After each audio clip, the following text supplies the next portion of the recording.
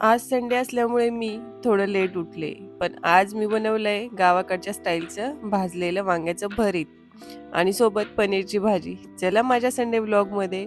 उठल्यावर पटकन घर आवरून घेतलं. संडे म्हटला की खूप कामं असतात. म्हणून पटापट आवरायला घेतलं आणि आरूला फ्रेश व्हायला पाठवलं. स्वतःचंही छान आवरून घेतलं. रोजचं रुटीन, छानशी सनस्क्रीन पावडर, बस. जास्त काही नाही हो. आणि मग छानसं फ्रेश होऊन किचनमध्ये जायचं होतं आणि सर्व कामं करायची होती. मला तुमचे कमेंट्स येतात आणि सर्व बोलतात, "खूप छान व्हिडिओ आहेत, खूप छान रील्स बनवते." त्यासाठी मी तुमचे मनापासून आभार मानते. आणि बरेच लोकं विचारतात, "तुला एवढा टाईम कसा मिळतो? तुला घरात काही कामं आहेत की नाही?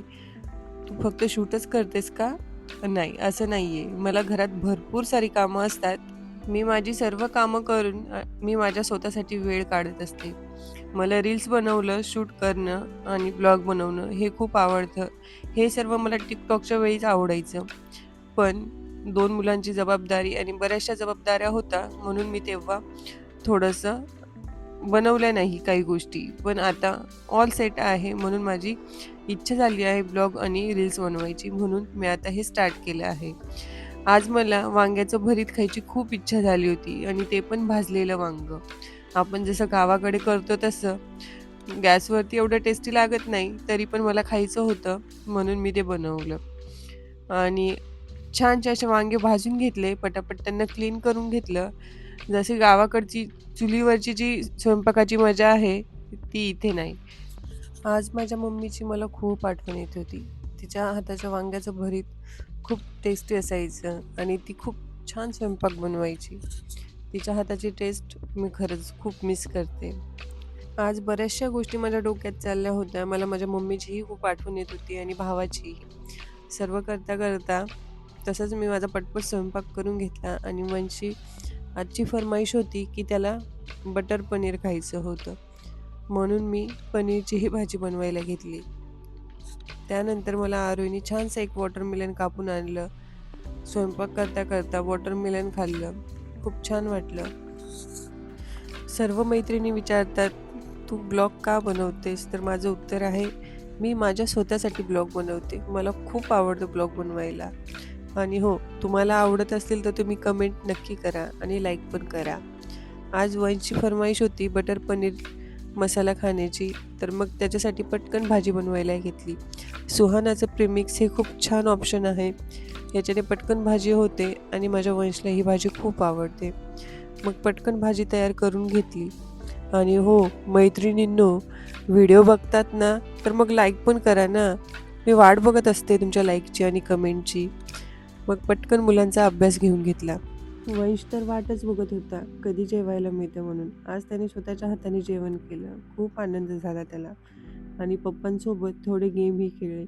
गेम खेळता भरपूर साऱ्या चीटिंग पण केल्या आणि खूप छान एन्जॉय करत ते दोघं गेम खेळत होते. आणि आज पप्पांनी स्पेशल टाईम काढला होता मुलांसाठी. किती छान वाटतं ना फॅमिलीला एकत्र बघितल्यावरती. तुम्ही पण करता का असं एन्जॉय? पटकन माझी बाकीची कामं आवरून घ्यायची होती मला आणि परत मुलांचा अभ्यास घ्यायचा होता, कारण की एक्झाम पिरियड सुरू झालेला आहे.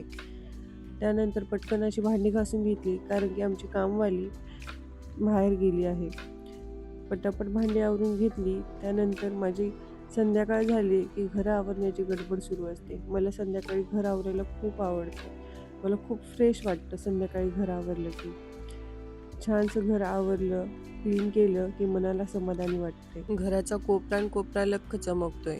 खरंच, घर स्वच्छ असलं की मन कसं अगदी प्रसन्न होतं. असं वाटतंय हा शांतता आणि ही स्वच्छता अशीच टिकून राहावी. पण हा आनंद फक्त काही मिनिटाचाच पाहुणा आहे, हे मला नीट माहिती. कारण आता काही वेळातच माझा मुन्या आणि मुन्नी घरी येऊन सर्व अस्तव्यस्त करणारे.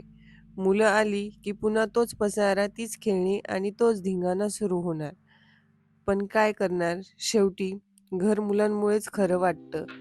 घर स्वच्छ असण्यापेक्षा ते हसतं खेळतं असणं हे जास्त महत्त्वाचं आहे, नाही का? बाकीचीही कामं मी पटापट करून घेतली आणि मुलांची मस्ती सुरू झाली. सांगितल्याप्रमाणे पसारा परतच होणार. तुम्हाला हा ब्लॉग कसा वाटला हे मला नक्की सांगा आणि लाईक नक्की करा. आणि हो, आज माझ्या मुलीने पहिल्यांदा भांडी धुतली म्हणून आज एक वेगळाच आनंद होता. तिने मम्माला मदत करण्यासाठी हा एक छोटासा प्रयत्न केला. तुम्हाला व्हिडिओ आवडला असेल तर लाईक, कमेंट आणि शेअर नक्की करा. Thank you. Bye bye.